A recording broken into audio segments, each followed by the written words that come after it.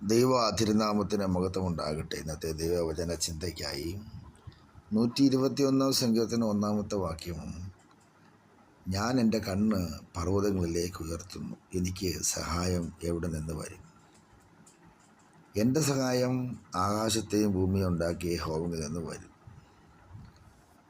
സഹായം ചെയ്യുന്ന ദൈവം ഏതൊരു കഷ്ടതയിലും ഏതൊരു വേദനയിലും യേശു കർത്താവ് നമ്മുടെ കൂടെയുണ്ട്. യേശു കർത്താവിൻ്റെ സഹായം തക്ക സമയത്ത് വെളിപ്പെടും. പുതുനിയമത്തിലുടനീളം കർത്താവിൻ്റെ സഹായങ്ങൾ അനുഭവിച്ചവരെ നമുക്കറിയാം. ഏതെല്ലാം നിലകളിലാണ് കർത്താവ് സഹായമായത്? ഭർത്തിമായിക്ക് കണ്ണ് തുറന്നു കൊടുക്കുന്ന സഹായം ചെയ്തു. അവനോട് ചോദിച്ചു, ഞാൻ നിനക്ക് എന്ത് ചെയ്തു തരണം? അപ്പോൾ അവൻ പറഞ്ഞു, എനിക്ക് കാഴ്ച പ്രാപിക്കണം. വേറൊന്നും അവൻ ആവശ്യപ്പെട്ടില്ല, കാഴ്ച. കർത്താവ് പറഞ്ഞു, തുറന്നു കൊടുത്തു. അപ്പോൾ അവൻ പറഞ്ഞു, എനിക്ക് കാണാം എന്ന് പറഞ്ഞവൻ ദൈവത്തെ മഹത്വപ്പെടുത്തി. നൈനിലെ വിധവയുടെ ഭവനത്തിൽ കർത്താവ് ഒരു സഹായം ചെയ്തു. ലാസറിൻ്റെ വീട്ടിൽ കൂടെ വന്ന് കർത്താവ് സഹായം ചെയ്തുകൊണ്ടിരുന്നു. അങ്ങനെ ഫൊയ്നിക്കക്കാരി സ്ത്രീയുടെ മകൾക്ക് സഹായം ചെയ്തു. പള്ളിപ്രമാണിയുടെ കുഞ്ഞിനും സഹായം ചെയ്തു.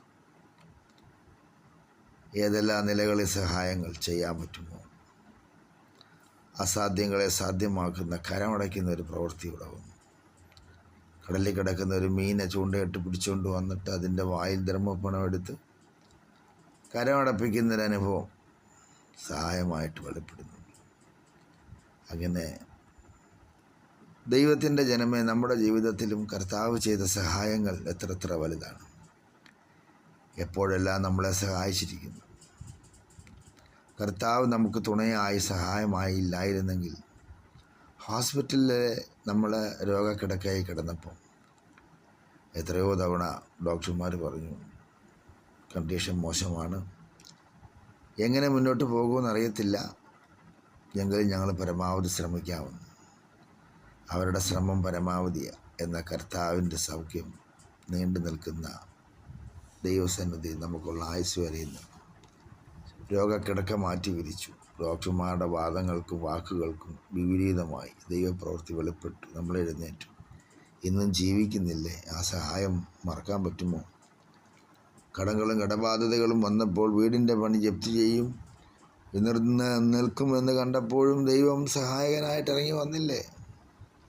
അപ്പോൾ ജോലിക്ക് പോയി, വിദേശത്ത് പോയി, അവിടെ കിടന്ന് ജോലി കിട്ടുന്നില്ല, ഇഷ്ടമുള്ള ജോലിയില്ല. അവരെന്തെങ്കിലും ജോലി കൊടുക്കുന്നുണ്ട്, പക്ഷേ അതൊന്നും പോരാ. അങ്ങനെ അവിടെ കിടന്ന് കഷ്ടപ്പെട്ട് ഭാരപ്പെട്ട് എന്ത് ചെയ്യണമെന്നറിയാതെ, ആഹാരമില്ലാതെ ബുദ്ധിമുട്ടുകൾ അനുഭവിച്ചപ്പോൾ തിരികെ പോരാം, അതിനും വഴിയില്ല എങ്കിലും എന്ന് ചിന്തിച്ചപ്പോൾ ദൈവം പെട്ടെന്ന് തന്നെ സഹായമായി ഇറങ്ങി വന്നു. നല്ല കമ്പനിയിൽ നല്ല ജോലിയും നല്ല ശമ്പളവും നല്ല താമസവും നല്ല വാഹനമൊക്കെ ഒരുക്കി തന്നില്ലേ? അതൊരു സഹായമായി വന്നെങ്കിൽ പരിചയം പലകയുമായ സഹായങ്ങൾ. ശത്രുവാകുന്നവൻ വെല്ലുവിളിയോടെ കടന്നു വന്ന് നിങ്ങളെ തകർക്കാൻ നോക്കിയപ്പോൾ ഈ യേശു കർത്താവ് സഹായമായി വന്നില്ലേ? ഞാൻ എൻ്റെ കണ്ണ്. ഇപ്പോഴും ദൈവസന്നിധിയിൽ ഓരോരുത്തർക്കും പറയാനുള്ള കാര്യം ആ വാക്യത്തിൻ്റെ ആരംഭം, ഞാൻ എൻ്റെ കണ്ണ് പർവ്വതം ആകുന്ന സർവശക്തനായ ദൈവത്തിലേക്ക് ഞാൻ നോക്കും.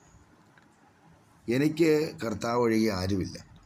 എൻ്റെ ജീവിതം ഇത്ര ധന്യമാക്കിയവൻ, ഒരു കാലത്ത് ആർക്കും വേണ്ടാതെ കിടന്ന എന്നെ ദൈവം വിളിച്ച് വേർതിരിച്ച് ഈ കൃപയിൽ കൊണ്ടുവന്ന്, കൃപയിൽ വന്ന ശേഷം, യേശുവിനെ വിളിക്കാൻ തുടങ്ങിയ ശേഷം, യേശുവിൻ്റെ നാമം വിളിക്കാൻ തുടങ്ങിയ ശേഷമാണ് എനിക്ക് ഇത്രയും വർധനവും നന്മകളും, വസ്ത്രങ്ങളാകട്ടെ, അതേ ശാരീരിക സൗഖ്യമാകട്ടെ, ഭവനാന്തരീക്ഷത്തിലെ സ്വസ്ഥതയും സമാധാനവുമാകട്ടെ, ഞങ്ങളുടെ കുഞ്ഞുങ്ങളുടെ ഭാവിയാകട്ടെ, എല്ലാ അനുഗ്രഹമായത് യേശു കർത്താവിനെ കണ്ടുമുട്ടിയ ശേഷം, യേശുവിൻ്റെ മുഖത്തേക്ക് നോക്കിയ ശേഷമാണ്. ആ യേശു കർത്താവിൻ്റെ എൻ്റെ ജീവിതത്തിൽ, അതേ നമ്മുടെ ഓരോരുത്തരുടെയും ജീവിതത്തിൽ സഹായനായിട്ട് ഇന്നും കൂടെയുണ്ട്. വിളിച്ചാലുടൻ ഓടിയെത്തുന്ന സഹായമായ കർത്താവിൻ്റെ സന്നദ്ധിയിൽ നമ്മളുടെ കണ്ണുകളെ അടച്ച് പരിശുദ്ധ പിതാവേ പ്രാർത്ഥിക്കാം. ഞങ്ങളെ കർത്താവ് ഇന്നും കൈവിടാതെ നടത്തുന്നു, ആ സഹായം ചെയ്യുന്നു, ശക്തീകരിക്കുന്നു. മഹത്വം അങ്ങേക്ക് യേശു ക്രിസ്തുവിൻ നാമത്തിൽ തന്നെ. ആമേൻ.